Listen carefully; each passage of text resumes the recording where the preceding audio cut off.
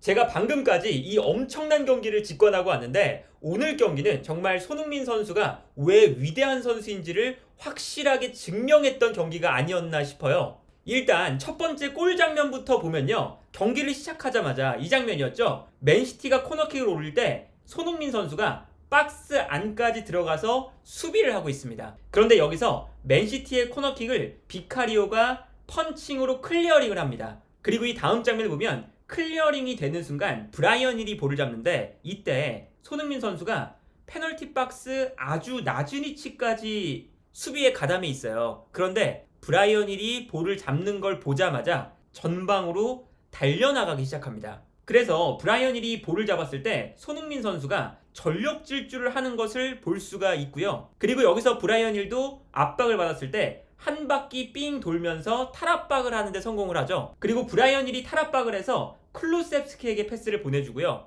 이때 손흥민 선수는 여전히 전력 질주를 계속해서 해나가고 있어요. 그렇기 때문에 클루셉스키가 볼을 받았을 때 앞을 바라보는 순간 손흥민 선수가 전방으로 뛰어나가고 있고요. 이 뛰어나가는 공간을 향해서 클루셉스키가 패스를 보내주게 됩니다. 손흥민 선수가 정말 부지런하게 움직이기 때문에 이 공간이 나오게 되고요. 클루셉스키가 보내준 볼이 공간으로 떨어졌을 때 손흥민 선수가 약간 뒤늦게 달려가거든요. 도쿠가 먼저 달려가는 동작이었어요. 그러다 보니까 여기서 이제 볼 수 있는 게 뭐냐면 뒤에 있었던 우도기가 약간 포기하는 듯한 움직임을 보여주죠. 이미 도쿠가 볼을 가져갈 것으로 보여졌었거든요. 현장에서 보면 더더욱 도쿠의 볼이 유력했어요. 그런데 여기서 손흥민 선수가 몸을 비집고 들어가면서 이 볼을 가져오는 데 성공을 합니다. 손흥민 선수가 도쿠와의 몸싸움을 이겨내고 페널티 박스 안까지 들어간 다음에 슈팅으로 득점까지 기록하는 이 엄청난 모습만 봐도요. 손흥민 선수가 얼마나 좋은 선수인지를 알 수가 있는 거죠. 코너킥을 할 때 페널티 박스,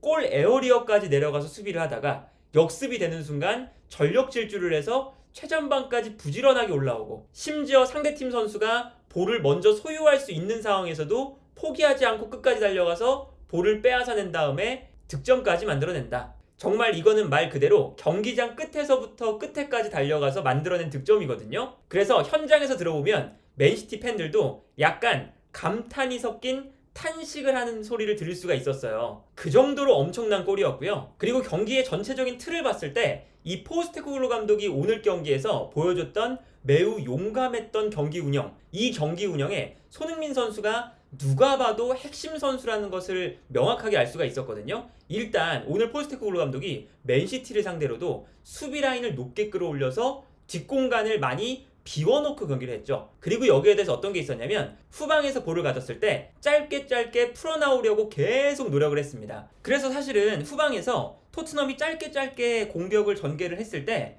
볼을 빼앗기는 장면들이 많이 나왔어요. 맨시티가 전방 압박을 워낙에 잘하는 팀이기 때문에 맨시티가 전방 압박을 할 때 토트넘이 패스를 주고받다가 빼앗기면서 맨시티의 공격 찬스가 나오는 장면들이 많이 나왔었죠. 그래서 오늘 경기 기록을 보면 골 기대값이 맨시티가 2.64, 토트넘이 0.49였거든요. 사실 이렇게까지 큰 차이가 났던 이유 자체가 후방에서 토트넘이 짧게 볼을 돌리다가 맨시티에게 볼을 빼앗겨서 맨시티가 결정적인 찬스를 많이 맞이했거든요. 그런데 이렇게 불안한 후방 빌드업이 이루어지는 와중에도 손흥민 선수가 있었기 때문에 토트넘이 한 번씩 역습 찬스를 만들 수가 있었거든요. 특히나 경기장에서 보면 중계화면은 잡히지 않지만 손흥민 선수의 움직임이 정말 활발하게 전방에서 이루어진다는 걸 볼 수가 있었습니다. 예를 들면 토트넘이 후방에서 볼을 소유할 때 맨시티가 전방에서 강하게 압박을 하잖아요.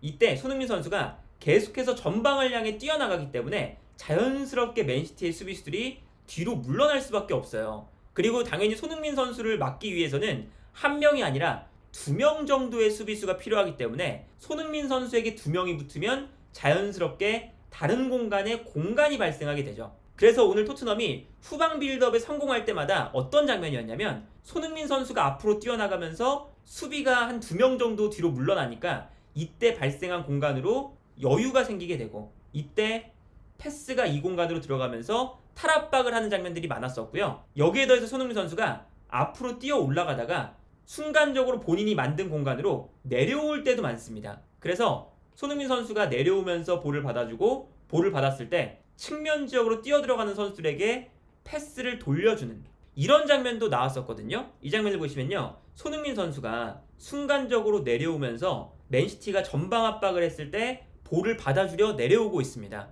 그러다 보니까 토트넘이 내려오고 있는 손흥민 선수에게 패스를 보내주고 있고요. 이 장면에서도 볼 수 있는 건 뭐냐면, 손흥민 선수가 그냥 내려오는 게 아니라 올라갔다가 내려오기 때문에 맨시티의 수비수들은 약간 뒷걸음질을 치고 있었어요. 그런데 순간적으로 손흥민 선수가 내려오니까 손흥민 선수의 움직임을 놓쳤거든요. 그러다 보니까 손흥민 선수가 여유롭게 볼을 잡을 수가 있는데, 여기서 볼을 잡는 것뿐만 아니라 어떤 장면이 나오냐면, 볼을 잡자마자 뛰어나가는 쿨루셉스키에게 한 번에 원터치로 타이밍을 살려서 패스를 보내줍니다. 정말 이 장면이 그 현장에서도 정말 감탄이 나올 정도로 축구 도사 같은 패스였거든요. 그래서 손흥민 선수의 원터치 발리 패스가 들어가면서 쿨루셉스키에게 완벽한 패스가 전달이 되고, 여기서 토트넘이 역습 찬스를 맞이하는 걸 볼 수가 있었어요. 그래서 저는 현장에서 경기를 보는 동안 손흥민 선수의 이 라인 브레이킹이 정말 90분 내내 끊임없이 이루어지는구나. 그리고 손흥민 선수가 수비수와의 수싸움을 통해서 계속 공간을 만들어주고, 그리고 그 공간을 동료 선수들이 활용하든 손흥민 선수 본인이 활용하든 손흥민 선수가 라인을 계속 움직이면서 공간을 만들어내는 것이 토트넘이 경기를 운영하는데 어마어마한 영향력을 끼치고 있는 거구나 라는 것을 정말 현장에서 피부로 느낄 수가 있었고요. 이 장면도 보시면요, 토트넘이 전방에서 엄청나게 많은 선수들이 압박을 하고 있습니다. 그러니까 포스테코글루 감독이 오늘 경기 보면요, 정말 과감하고 용감하게 압박을 걸어요. 그래서 맨시티가 대부분의 경우에는 이런 압박을 잘 풀어나와서 오히려 토트넘이 역습을 당할 때가 많았었습니다. 그런데 오늘 경기 정말 이상하게 맨시티가 그 역습 찬스에서 역습을 살리지 못했었고요. 반면에 토트넘이 저렇게 압박을 하다 보니까 한 번씩 맨시티의 볼을 끊어낼 때가 나왔어요. 그래서 이 장면에서도 맨시티가 압박을 당할 때 앞쪽에 있는 선수에게 패스를 보내주고, 앞쪽에 있는 선수가 볼을 받아서 홀란드에게 한 번의 패스를 보내주는 장면입니다. 그런데 여기서 워낙에 토트넘의 수비수들이 타이트하게 붙어주다 보니까 이 패스가 정확하지 않았어요. 그래서 홀란드로 가는 패스가 정확하지 않으니까 뒤에 있었던 벤 데이비스가 앞으로 나오면서 홀란드로 향하는 볼을 끊어내는 데 성공을 합니다. 그래서 벤 데이비스가 앞으로 넘어오는 볼을 끊어내면서 손흥민 선수에게 또 우연히 볼이 흘러가거든요. 그런데 여기서 손흥민 선수가 어떤 모습을 보여주느냐, 벤 데이비스가 걷어낸 볼을 잡자마자 원터치로 옆에 있는 로셀소에게 패스를 보내줍니다. 그 다음에 손흥민 선수가 어떤 동작을 가져가냐면요, 로셀소가 볼을 잡자마자 손흥민 선수 본인은 수비수의 뒷공간으로 뛰어들어가기 시작해요. 그러니까 자연스럽게 맨시티의 수비수들이 뒷걸음질 칠 수밖에 없는 상황이 나옵니다. 당연하게도 토트넘에서 가장 결정력이 좋은 선수는 손흥민 선수다 보니까, 그리고 오늘 경기에서 벌써 한 골을 넣었다 보니까 손흥민 선수를 신경 쓰면서 두 명의 수비수가 모두 뒷걸음질을 쳐요. 그러니까 로셀소 입장에서는 앞으로 치고 달릴 수 있는 공간이 생기게 되죠. 그래서 손흥민 선수가 이렇게 부지런하고 영리한 오프 더블 플레이를 통해서 상대 수비를 뒷걸음질치게 만들어 놓으니까 로셀소가 너무나도 편안하게 접고 들어와서 슈팅을 할 수 있는 장면이 나왔고요. 여기서 로셀소의 득점이 나오는 걸 볼 수가 있었죠. 그러니까 이 손흥민 선수의 오프 더블 플레이는요, 정말 경이로울 정도고요. 프리미어리그 전체를 통틀어서, 유럽 전체를 통틀어서도 손흥민 선수만큼 영리하고 부지런한 오프 더볼을 가져가는 선수가 없다고 할 수 있을 정도로 정말 이번 경기는 오프 더볼의 진수를 보여줬던 경기였다 라고 볼 수가 있겠고,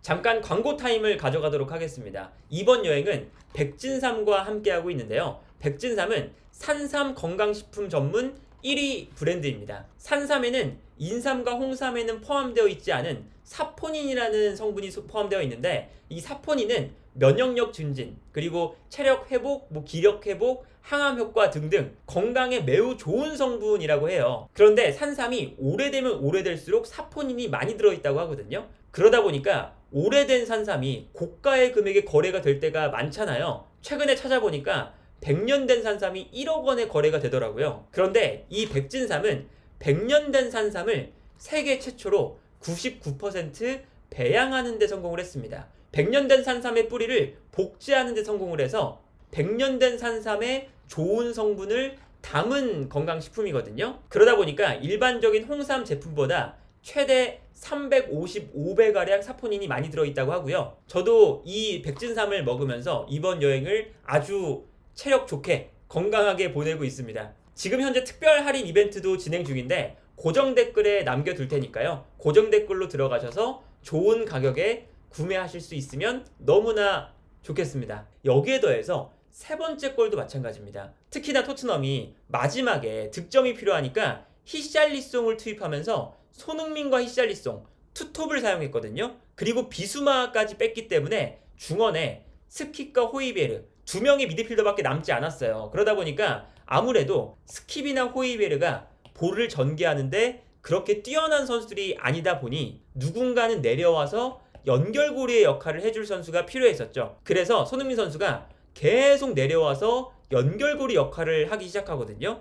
그리고 이 연결고리 역할을 손흥민 선수가 수행하는 과정에서 세 번째 골이 나오게 됩니다. 세 번째 골 장면을 보면요, 이 장면도 정말 포스테코글루 감독답다고밖에 말할 수가 없어요. 에메르송 로얄이 볼을 잡았을 때 한 번에 걷어내지 않고요, 앞쪽에 있는 미드필더에게 분명히 맨시티의 선수들이 모여있음에도 불구하고 패스를 앞으로 전개합니다. 그리고 호이베르가 볼을 잡자마자 맨시티의 미드필더 한 명이 호이베르에게 압박을 들어오죠. 그러면 이때 호이베르가 볼을 받는 순간 맨시티의 선수 한 명이 미드필더 라인에서 끌려 나오는 거니까, 끌려 나왔을 때 호이베르가 여기서 볼을 소유하지 않고 원터치로 스킵에게 패스를 보내줘요. 그 다음에 여기서 스킵이 볼을 잡았을 때 호이베르에게 압박을 들어간 선수가 있다 보니까 중원에 공간이 생기거든요. 그래서 스킵이 볼을 받은 다음에 이 공간으로 드리블을 할 수 있는 찬스가 생깁니다. 그리고 심지어 이 드리블이 꽤나 좋았죠. 스킵이 볼을 치고 올라오면서 자연스럽게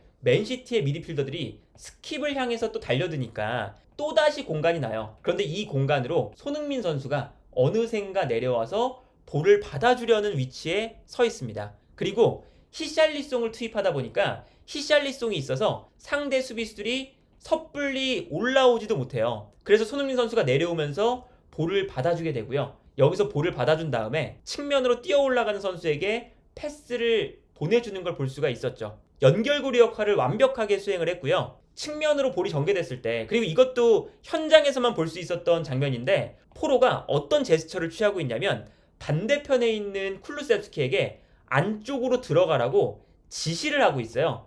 그래서 쿨루셉스키가 오른쪽 측면에 있다가 포로가 계속 손짓을 하면서 안으로 들어가라고 하니까 안쪽으로 들어오기 시작합니다. 그래서 손흥민 선수가 측면으로 패스를 보내주고 쿨루셉스키가 안쪽으로 들어왔을 때 여기서 크로스가 올라오는 순간 쿨루셉스키가 측면에서 안쪽으로 쇄도를 하면서 아케와 공중볼 경합을 하고요. 공중볼 싸움에 이겨내면서 쿨루셉스키가 정말 극적인 동점골을 만들어내는 것까지 볼 수가 있었어요. 그래서 오늘 경기 전체적으로 보면요, 손흥민 선수의 영향력이 정말 어마어마했고, 그리고 그 어마어마한 영향력을 또 직관을 가서 보니까 더 크게 느껴지면서 이제 같이 여행을 오신 분들도 정말 이제 흥분해서 이 손흥민 선수가 보여주는 이 즐거운 플레이들을 충분히 느꼈던 그런 경기였고, 지금 포스테코글루 감독이 보여주는 수비 라인을 높이는 것이 과연 옳으냐 아니면 이거는 무리한 전략이냐 라고 했을 때 그동안 3연패를 했기 때문에